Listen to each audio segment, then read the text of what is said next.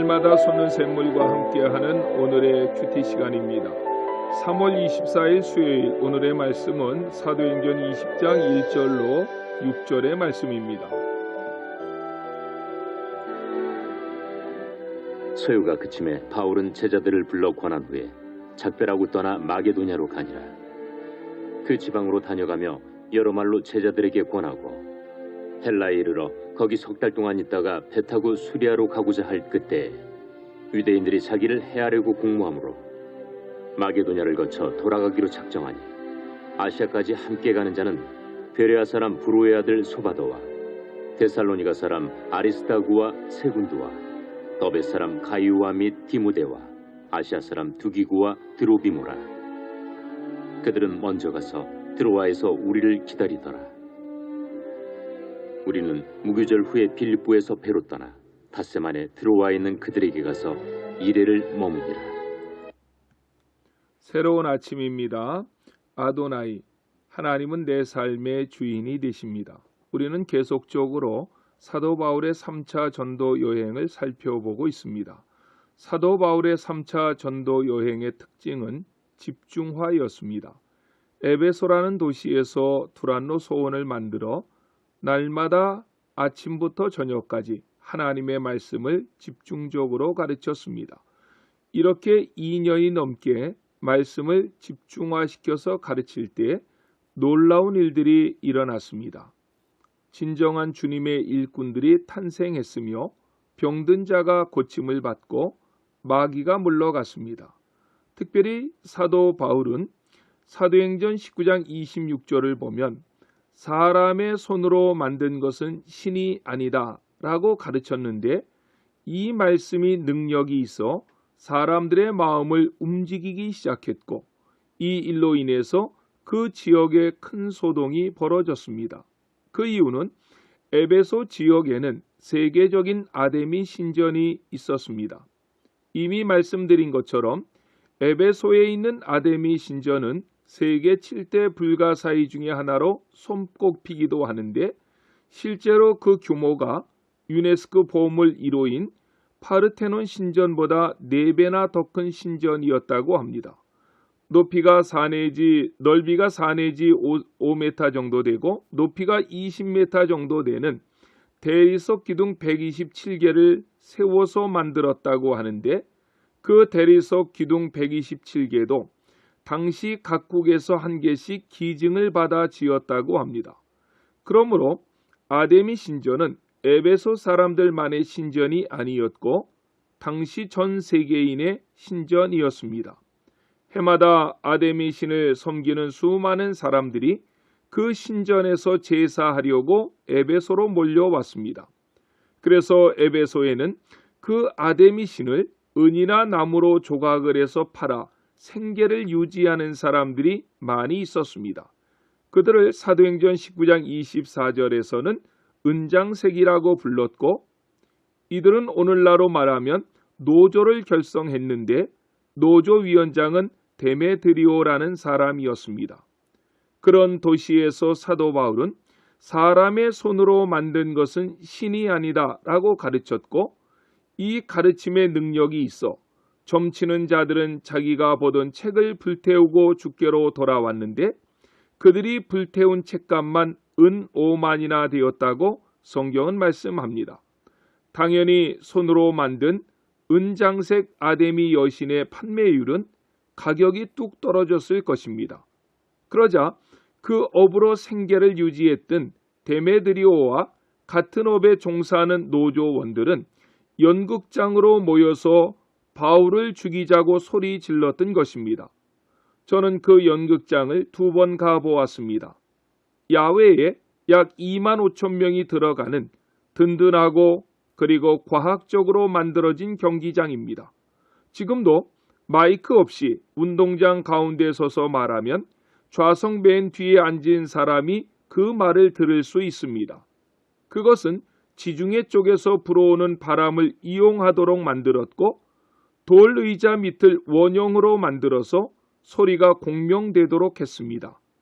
그 운동장으로 은장색업에 종사하는 자들이 몰려가며 분이 가득한 얼굴로 말합니다. 바울을 죽이지 않으면 우리의 직업이 천해지고 아데미 여신의 위엄도 떨어지게 된다고 말입니다. 이런 상황을 감지하지 못했던 사도 바울은 사도행전 19장 30절에 보면 사람들이 한 곳으로 몰려가니까 거기에 가서 복음을 전해야 되겠다고 생각하고 그들의 뒤를 따라갑니다. 이때 바울을 잘 아는 높은 관리 중에 한 사람이 사람을 급히 보내서 그 사람들은 당신을 죽이려고 모이는 사람들이니까 그들을 따라 연극장으로 들어가지 말라고 권고했습니다. 이때 바울은 생각합니다. 이제는 근 3년간 정들었던 에베소를 떠날 때가 되었다고 말입니다. 그래서 1절을 보십시오.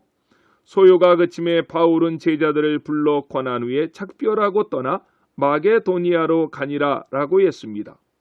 왜 바울은 소요가 그치자 그를 파송했던 시리아의 안디옥 교회로 돌아가지 아니하고 안디옥 교회와 정반대 방향인 마게도니아로 떠나갔을까요? 본문에서는 그 이유를 찾을 수 없습니다. 그런데 로마서 15장 26절로 27절에서 그 이유를 말씀합니다. 이는 마게도니아와 아가야 사람들이 예루살렘 성도 중 가난한 자들을 위하여 기쁘게 얼마를 연보하였습니다. 저희가 기뻐서 하였거니와 또한 저희는 그들에게 빚진 자니 만일 이방인들이 그들의 영적인 것을 나누어 가졌으면 육적인 것으로 그들을 섬기는 것이 마땅하니라. 아멘. 즉 그때 예루살렘 교회는 대흉년 가운데 고생을 했습니다. 그래서 이방 교회에 복음을 전해주었던 모교회 같은 예루살렘 교회 성도들이 흉년으로 고생을 하고 있는데 이 소식을 들은 이방 교회, 특별히 마게도니아 지역에 있던 교회들이 우리에게 복음을 전해준 모교회 성도가 어려울 때 우리가 돕는 것이 마땅하다고 하며 연보를 했기 때문에 바울은 그 연보를 걷어 예루살렘 교회에 전해주려고 자기를 파송했던 안디옥 교회로 돌아가고 싶었지만 마게도니아를 거쳐서 그 헌금을 걷어서 예루살렘 교회에 주고 다시 자기를 파송했던 시리아 안디옥 교회로 돌아가기로 계획했던 것입니다. 그래서 마게도니아 여러 교회들, 빌립보 교회, 데살로니가 교회, 베레아 교회 등을 돌며 연보를 거뒀고 고린도까지 왔던 것입니다. 본문 2절에 헬라에 이르러라는 말은 고린도 교회까지 왔다는 표현입니다. 그런데 문제는 그때가 겨울이었고 겨울철에는 여행을 하기가 어렵습니다. 그래서 바울은 지중해성 따뜻한 기온을 지닌 그 고린도에서 3개월을 더 머물렀던 것입니다. 이때 바울이 꼭 가고 싶었던 다음 선교의 행선지인 로마에 편지를 씁니다. 그것이 바로 로마서입니다.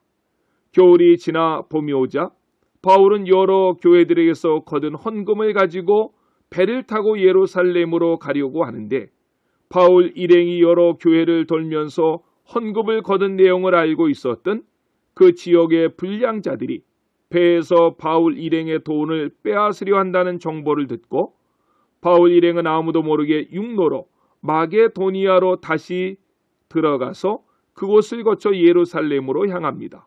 그 내용이 본문 3절의 말씀입니다. 이 바울의 선교 여행에 여러 동역자들이 동참을 하는데 그 이름들이 4절로 5절에 나와 있습니다. 그래서 바울은 빌립보까지 무사히 올 수 있었고 빌립보에서 배를 타고 드로아로 가서 드로아의 성도들을 문안하고 밤새 드로아 성도들을 위해 말씀 성회를 베푸는데 그 내용이 내일 새벽에 이어질 것입니다. 우리는 이러한 바울의 선교 일정을 살펴보면서 사명자의 삶이 어떠해야 하는가를 분명히 볼 수 있습니다. 그래서 오늘 새벽 큐티 제목이 사명자의 삶은 어떠해야 하는가 라는 제목입니다. 하나님 나라의 사명자는 오직 말씀입니다. 사도 바울은 말씀을 가르치고 전하는 일에 그의 생명을 걸었습니다.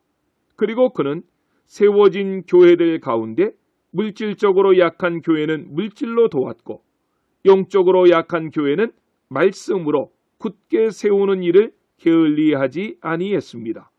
이처럼 사도 바울은 사명을 자기의 생명보다 소중히 여기는 사명자의 삶을 살아갔습니다. 그래서 바울은 죽기 전에 디모데후서 4장 7절로 8절에서 이런 고백을 합니다. 나는 선한 싸움을 싸우고 나의 달려갈 길을 마치고 믿음을 지켰으니 이제후로는 나를 위하여 의의 면류관이 예비되었으므로 주 곧 의로우신 재판장이 그날에 내게 주실 것이며 내게만 아니라 주의 나타나심을 사모하는 모든 자에게도니라 라고 말씀했습니다. 우리도 바울처럼 맡겨진 사명을 기쁨으로 감당하시는 믿음의 성도들이 되시기를 예수님의 이름으로 간절히 축원합니다. 아멘. 기도하시겠습니다. 사랑해 주님 감사합니다. 우리는 며칠 동안 사도 바울이 3차 전도 여행을 에베소에서 어떻게 그 사명 감당하고 지내는가 살펴보았습니다. 죽었다 깨어나도 바울처럼 그 사명 그렇게 온전히 감당할 수 없음을 고백합니다. 하지만 바울같이 못한다 할지라도 바울처럼 되어보려고 노력할 수 있도록 우리에게 은혜를 주시고 성령으로 충만케 하여 주옵소서. 코로나19로 경제적으로 어려운 이웃들이 많고 영적으로 깊은 침체의 수렁 속으로 빠져가는 형제들이 많습니다. 함께 어려움을 이겨나가고 극복하게 해 주시옵소서. 예수님의 십자가와 부활을 깊이 묵상하는 계절입니다. 십자가 너머에 부활이 있음을 기억하게 하시고 그 십자가의 길을 주님과 함께 매일매일 걷는 모든 성도들이 되게 해 주시옵소서.